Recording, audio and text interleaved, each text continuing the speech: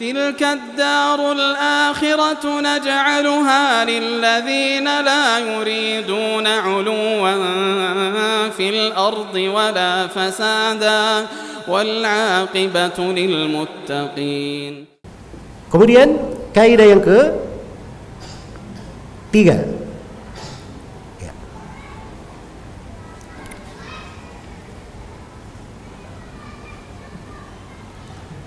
kaidah yang ketiga, al-masyaqqatu tajlubu at-taysir. Masyaqqah, hal yang memberatkan itu membawa kemudahan.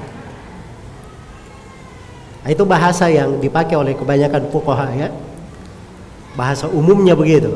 Tapi mungkin kalau bahasa lebih detailnya, al-masyaqqah sababun lit-taysir. Masyaqqah itu adalah sebab datangnya kemudahan. Sebab datangnya kemudahan. Iya. Apa dalil untuk kaidah ini? Ya.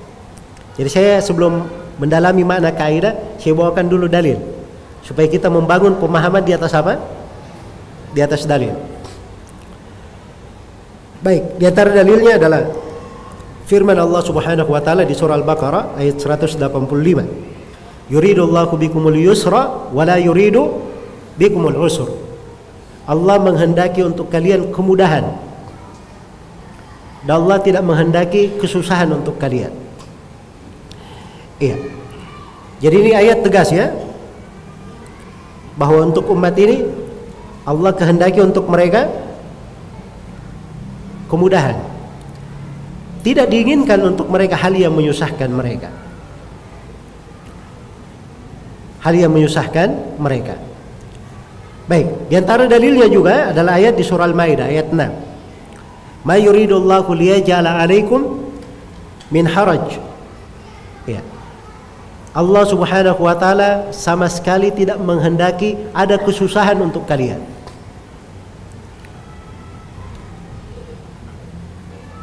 Baik.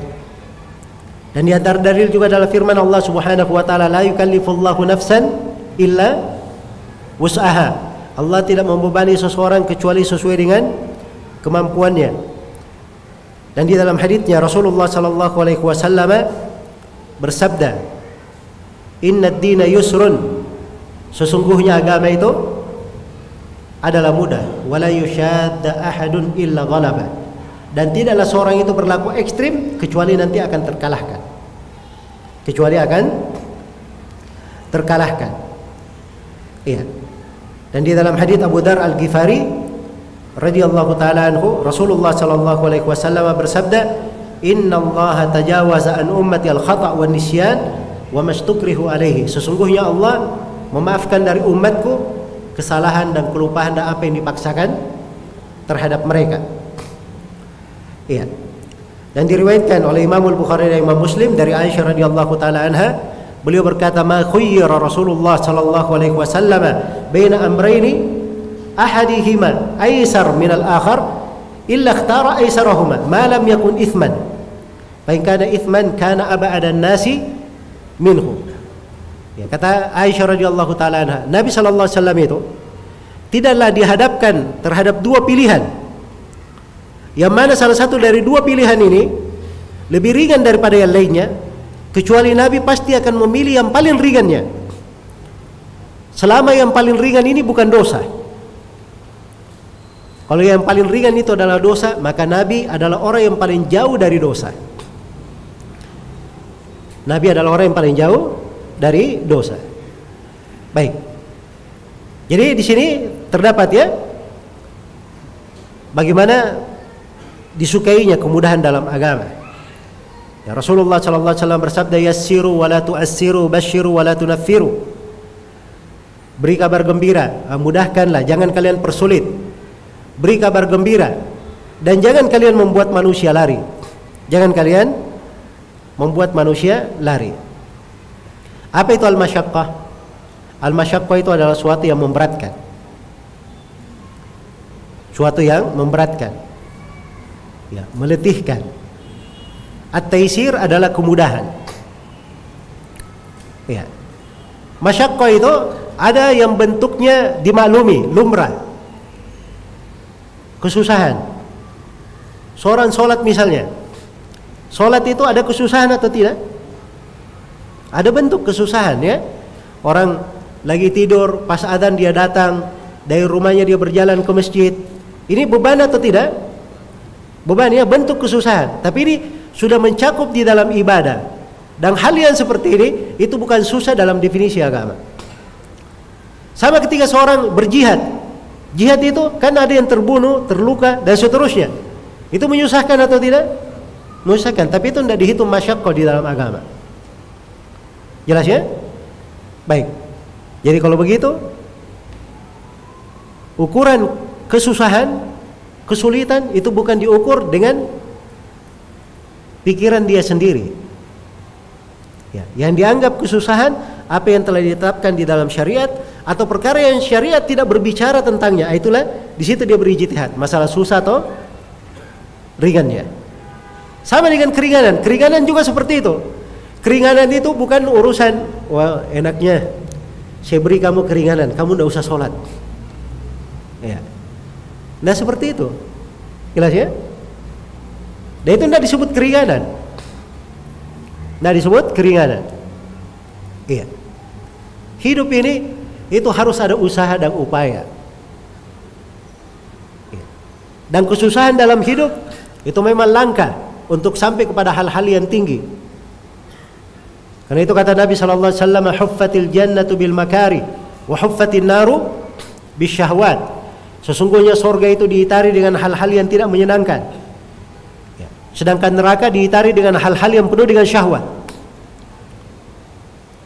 Dijadikan kehidupan seperti itu, ada kesusahan. Kata Abu Thayyib Al-Mutanabbi, "Laulal masyaqqatu sadan nasu kulluhum al-judu yufkiru wal ikdamu qattalu." Andai kata bukan karena hal yang meletihkan, semua manusia jadi pemimpin. Semuanya akan berhasil. Ya, tapi itulah orang yang dermawan kadang membawa kekurangan untuknya. Orang yang pemberani kadang bisa menyebabkan dia terbunuh. Nah, hidup itu seperti itu risikonya. Ingin masuk ke dalam hal yang baik ada risiko, ada risiko. Dan itu biasa di dalam kehidupan. Hanya saja di dalam syariat kita diberikan dari ketentuan-ketentuan. Ya. Bagaimana apabila ada hal yang susah, diberi kemudahan di dalam syariat. Diberi kemudahan. Ada yang dikurangi, misalnya sholat. Kalau seorang musafir, ya, tadi yang 4 rakaat diringankan menjadi 2 rakaat. Kan begitu? Iya. Misalnya seorang itu apabila dia sakit, sementara dia sholat, kalau dia tidak mampu berdiri maka dia duduk, tidak mampu duduk maka dia apa? Dia berbaring. Itu al-masyaqqah tajlibut taysir. Iya. Baik. Sebagaimana misalnya, ya, apabila seorang itu sedang melakukan perjalanan, maka dia boleh puasa, boleh tidak puasa. Ya. Diberikan dari keringanan. Diberi dari keringanan. Ya, pada saat terjadi perang, ada terjadi hal yang mengkhawatirkan, bisa sholat khauf. Ada syariat sholat khauf namanya. Ya. Jadi adanya kesusahan-kesusahan ini syariat memberikan keringanan-keringanan. Dan itu dari keindahan syariat kita dan ciri agama ini. Ciri agama ini. Iya. Karena itu kalau ada yang mengajarkan agama dengan hal yang memberatkan, yang manusia secara umum ya, tidak bisa menangkapnya, itu ciri bahwa ini ada masalah di pemahaman agama yang dia bawa. Iya. Masa manusia itu ada yang di tingkatan hakikat, ada yang di tingkatan syariat. Kamu kenapa tidak sholat Jumat? Siapa bilang saya nggak sholat Jumat? Loh, bapak kan dari tadi cuma duduk depan rumah, tidak pergi sholat Jumat. Iya, cuma saya sholat Jumat. Saya duduk, tapi saya sudah sholat Jumat. Ya. Ini hal yang seperti ini. Kalau ada yang berbicara seperti ini sudah tidak di atas jalan syariat. Iya. Bagaimana caranya dia sholat Jumat? Sholat Jumat itu dengan gerakan. Iya. Ada ketentuan-ketentuannya di dalam syariat dijelaskan. Nabi Muhammad saja sholat Jumat, kamu tidak sholat Jumat, masya Allah. Ya. Lebih hebat daripada Nabi Muhammad sallallahu alaihi wasallam. Baik. Yang menampilkan Islam itu dengan penampilan yang sangar, ya, penampilan berbau darah, ya, yang gemar meledakkan dan seterusnya. Ini pandang kepada kaidah yang agung ini. Itu sangat bertentangan dengan pokok-pokok syariat. Perbuatan-perbuatan tersebut, ya, sangat bertentangan. Baik. Karena itulah jihad itu disyariatkan dengan maksud. Apa maksud dari jihad? Meninggikan kalimat Allah Subhanahu wa taala. Ya. Kapan ketika jihad ditegakkan tidak tinggi kalimat Allah, tidak tercapai kemenangan kaum muslimin, maka jihad yang seperti ini haram menurut kesepakatan ulama. Itu ada di dalam buku-buku fikih. Jelas ya? Kenapa? Kaidahnya jelas. Ini kalau orang berada di atas pijakan kaidah, dia tidak akan dibuat bimbang oleh kejadian-kejadian yang terjadi. Baik. Maka saya beri di sini dari contoh-contoh penerapannya untuk kaidah ini. Baik. Di antara contoh misalnya ya, apabila ada kucing yang memakan tikus, lalu kucing ini menjilat ke bejana berisi air. Sekarang airnya boleh dipakai berwudu atau tidak? Najis atau tidak? Jawabannya tidak. Ya. Jelas ya? Karena al-masyaqqah tajlibu at-taysir. Masa kucingnya mau di sweeping, jangan makan kucing, jangan makan tikus. Ya, enggak boleh minum di situ. Ini kan memberatkan. Kucing ini innaha minat tawafina alaikum, kata Nabi sallallahu alaihi wasallam, dia dari hewan yang biasa mengitari kalian. Jadi kalau hal tersebut diterapkan itu akan memberatkan.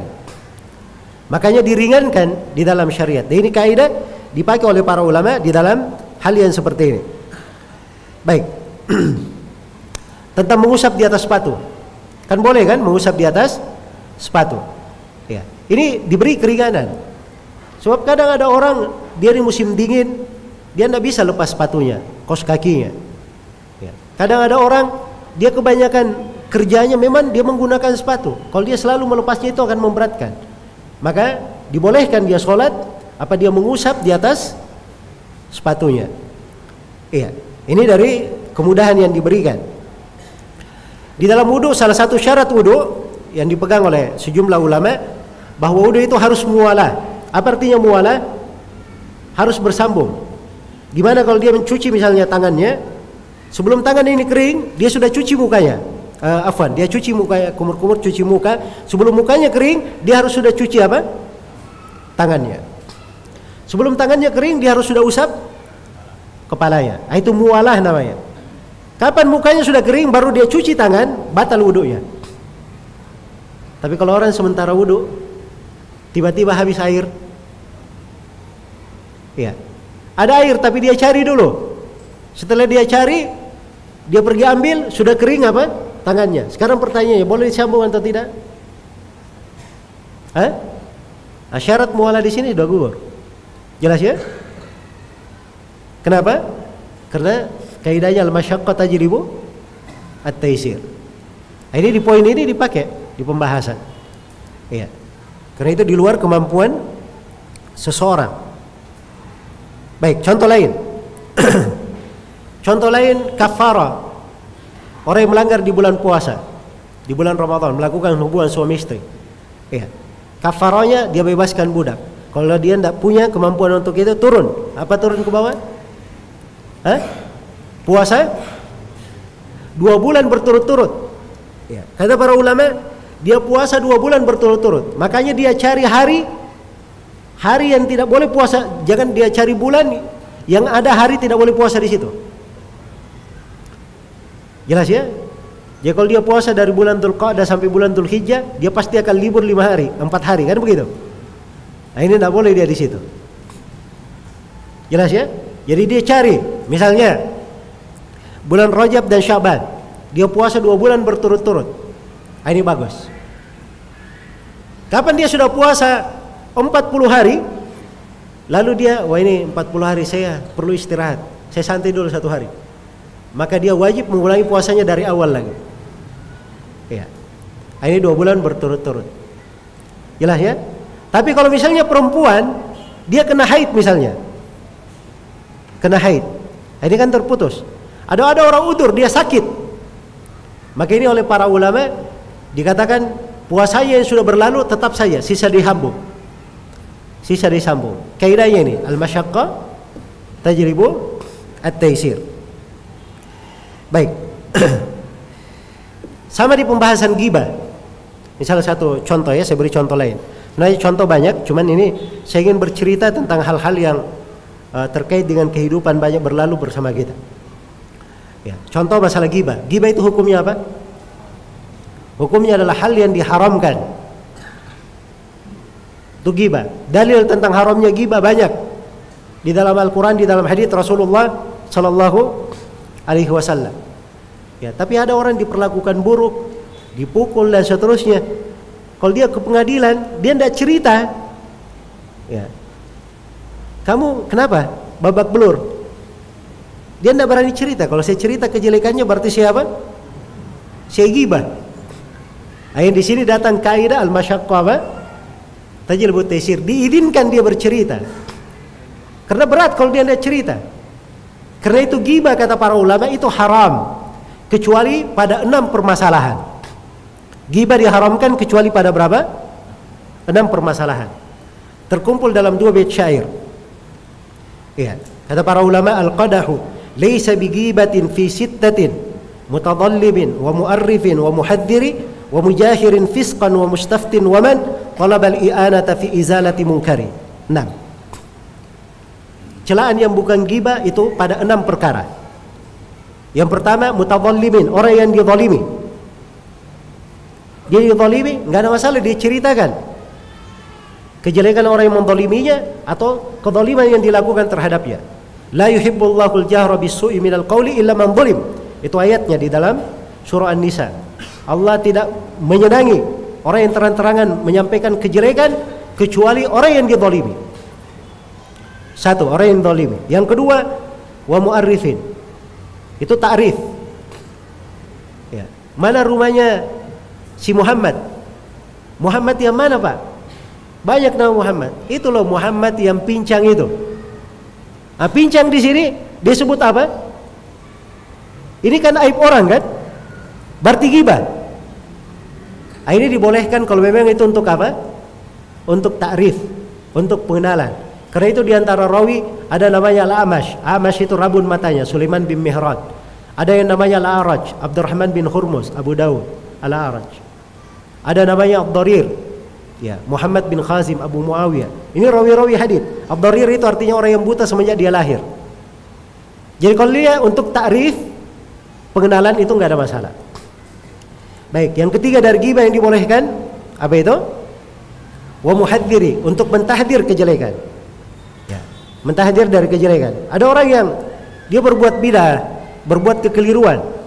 Ya. Jelas ya, membahayakan di tengah manusia. Ketika disebut tentang kekeliruan orang tersebut dan diterangkan itu tidak apa-apa. Karena itu namanya nasihat. Itu bahasa syariatnya namanya apa? Nasihat. Ya, kalau di Indonesia memang sering banyak orang yang salah terjemah. Ya, dia terjemah itu celaan, cercaan. Nah, itu kan terjemahan orang-orang yang di kamusnya ada keliru. Tapi kalau bahasa syariat itu namanya apa? Itu namanya nasihat. Baik, yang keempat, wa mujahirin fisqan, orang yang terang-terangan menyampaikan kefasikan. Terang-terangan menyampaikan kefasikan. Nah, ini juga tidak ada masalah dibicarakan. Kata Nabi SAW, kullu ummati mu'afa illal mujahirin. Setiap umatku dimaafkan kecuali orang yang terang-terangan. Dia terang-terangan berzina, terang-terangan berjudi. Diceritakan si fulan berjudi misalnya. Ya, si fulan berzina, dia terang-terangan melakukannya. Itu enggak ada kehormatan lagi karena dia apa? Dia sudah melakukannya terang-terangan. Kemudian yang kelima, wa mustaftin, orang yang minta fatwa. Dia tanya minta fatwa. Dia kadang harus menyebut sesuatu, ya, tentang orang lain. Maka itu enggak ada masalah. Yang keberapa? Yang terakhir yang keenam, man talabal i'anata fi izalati munkari. Orang yang meminta bantuan untuk menghilangkan kemungkaran. Dia datang ke kantor polisi, Pak, di sana ada yang berjudi. Ya, Pak polisinya tanya, siapa yang berjudi? Nggak mau disebut, nanti saya gibah. Ya bagaimana bisa dihilangkan kemungkarannya? Ya harus dia sebutkan kan begitu, agar supaya ditindaklanjuti, dihilangkan dari kemungkaran tersebut. Baik.